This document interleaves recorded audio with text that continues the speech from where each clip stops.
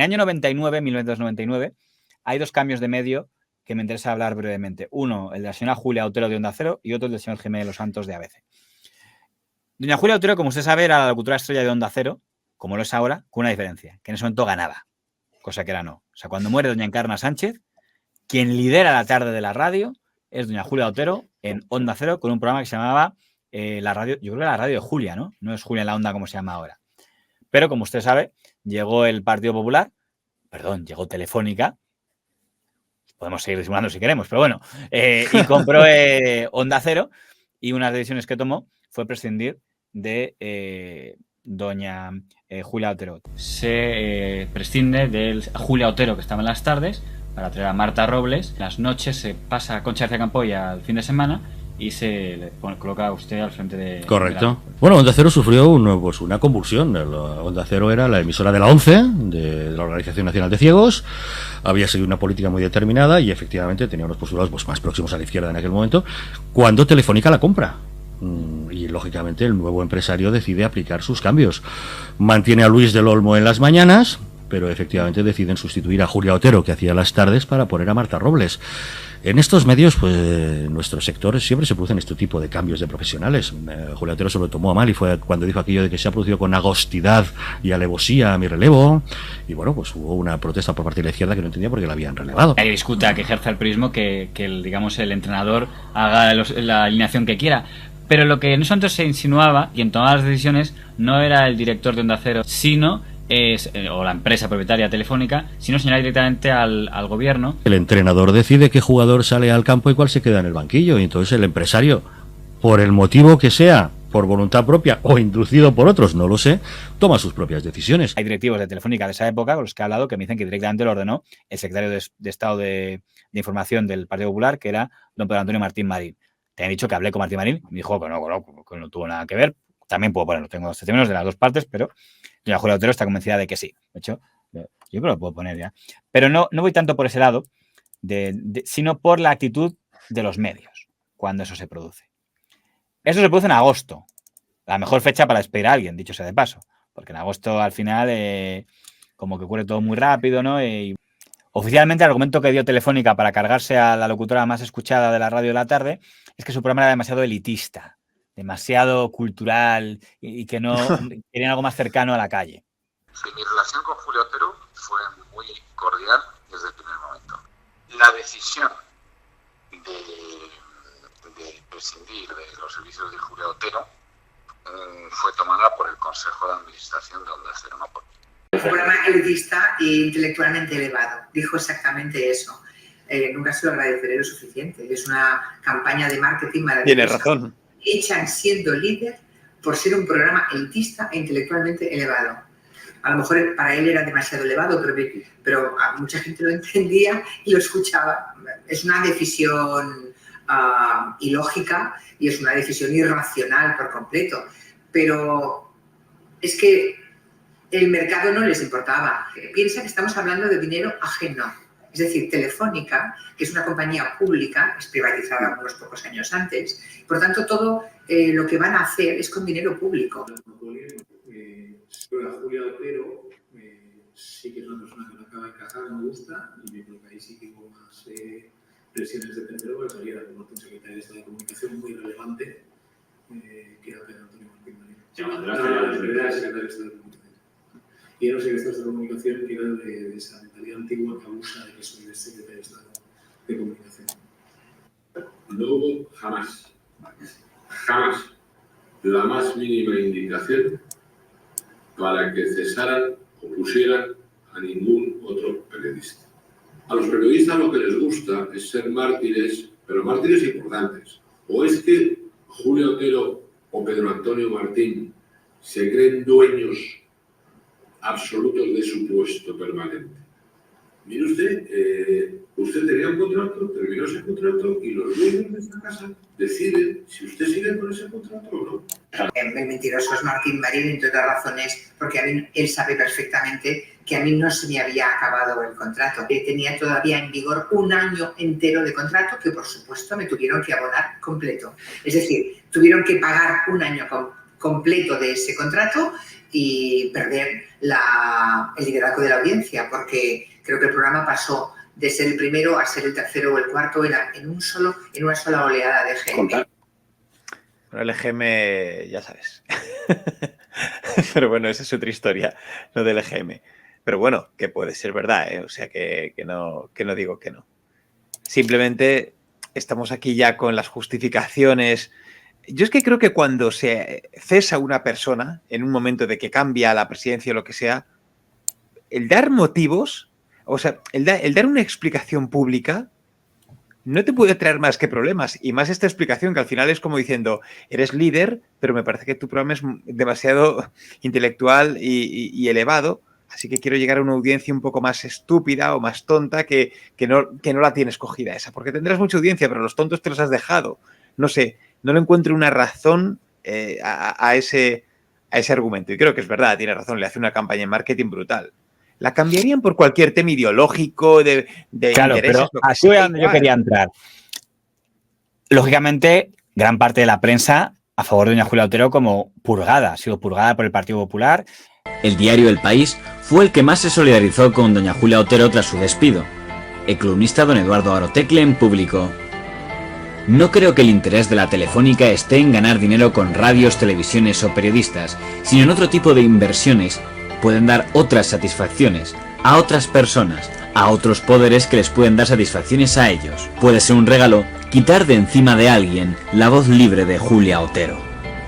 También en el mismo periódico, don Manuel Vázquez Montalbán decía: cautiva y desarmada la profesión periodística, más cerca del pensamiento débil que de la crítica del programa de Gotha, el golpe de estado radiofónico de Onda Cero va a entretener 3 o 4 días la curiosidad general. Lo de Onda Cero parece una limpieza étnica, pero dudo que la OTAN bombardee Telefónica. En el caso de Julia Otero sí hubo polémica, una polémica creo yo que no solamente no injusta sino injustísima, fue una cosa tremenda. Llegaron los de Telefónica y decidieron que no querían el marchamo de Julia Otero. Julia hacía una información un poco sesgada más hacia la izquierda porque ya hay mucha gente, pero es que había una persona que era Manuel Delgado, que era uno de los contertulios de Julia, que incitaba la violencia física contra mí y mi equipo, y entonces había unas declaraciones y había unas cosas muy feas, sobre todo porque en esta profesión, si algo tenemos que tener en cuenta, es que nosotros no somos dueños ni de los micrófonos, ni de las cámaras, ni de nada. Pues desde luego el diario El País, desde luego la prensa catalana, La Vanguardia, el periódico de Cataluña, como qué vergüenza que quitan a la señora Otero, etcétera. Y también columnistas de derecha, como por ejemplo el señor Vidal Cuadras y tal. Pero hay 3 excepciones. Una de ellas, don Alfonso Usía, que escribe este artículo titulado Lío en la radio y dice cosas como: a Julia Otero le gusta, y yo lo aplaudo por ello, formar parte de una trinchera política. Lo ha reconocido muchas veces y se le han escapado pedorretas inaceptables. Así es la radio inmediata y traicionera. Me pregunto cómo una persona tan inteligente como usted puede pertenecer al Partido Popular. Le soltó una tarde de reflejos atrofiados a un político del partido más votado de España. O sea que de victimita nada. Los gestores de Onda Cero tienen el mismo derecho de prescindir de Julia Otero que otros para contratarla, pero la libertad de expresión no se siente ni ridículamente herida por prescindir de su colaboración. Esos son pamplinas, dice el señor don Alfonso Usía en ese momento en el ABC.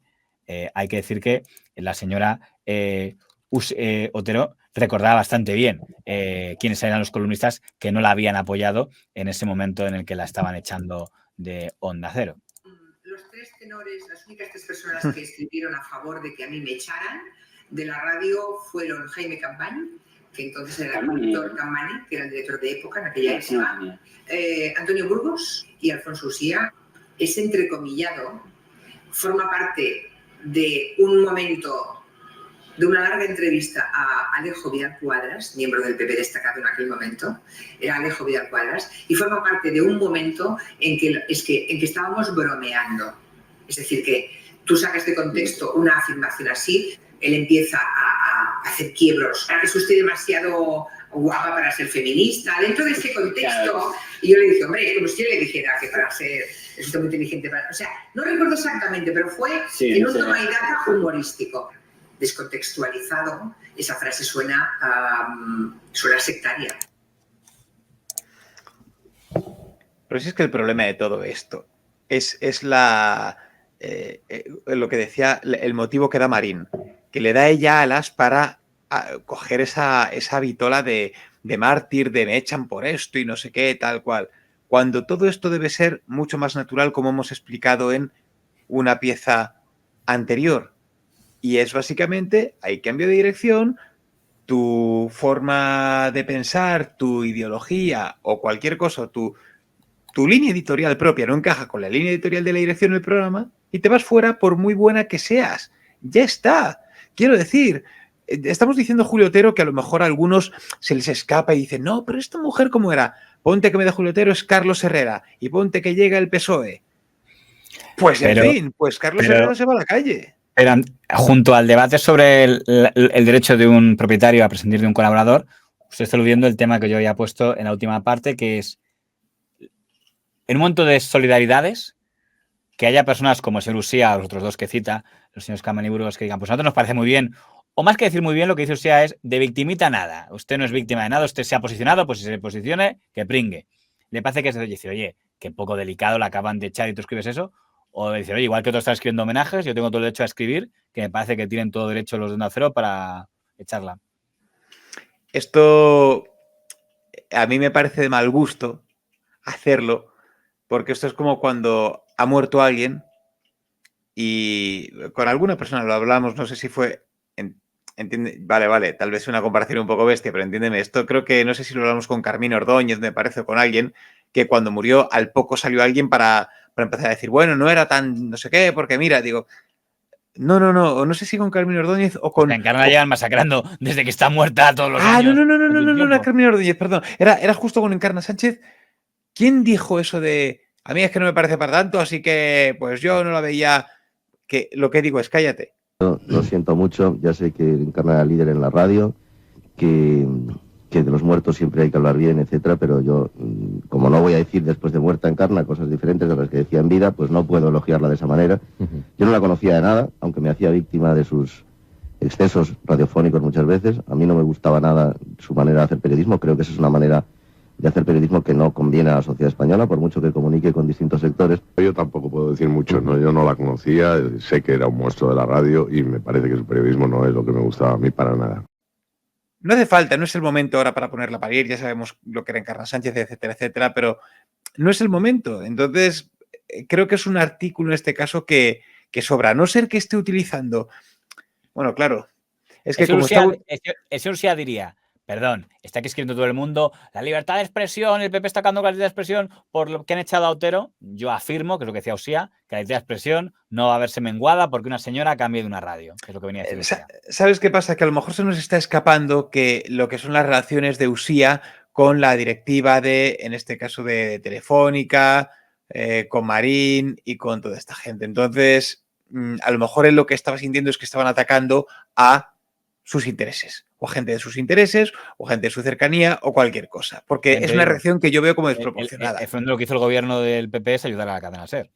Porque a partir de ese momento, la cadena SER logró el liderazgo de la tarde, que eso antes no es lo que hubiera querido en ese momento el gobierno del PP, y no la ha vuelto a perder, ¿eh? Desde entonces, y han pasado unos cuantos años, la SER es líder indiscutible, ahora con el señor Francino, de la franja de tarde. Que eso seguramente no es lo que pretendía el gobierno, Telefónica, cuando tomaron esa decisión. Fue la pérdida de la inocencia, claro. Fue el día que me di cuenta que la libertad es muy relativa, ¿no? Que hay gente tomando nota y que a veces pasa y ajusta cuentas, ¿no?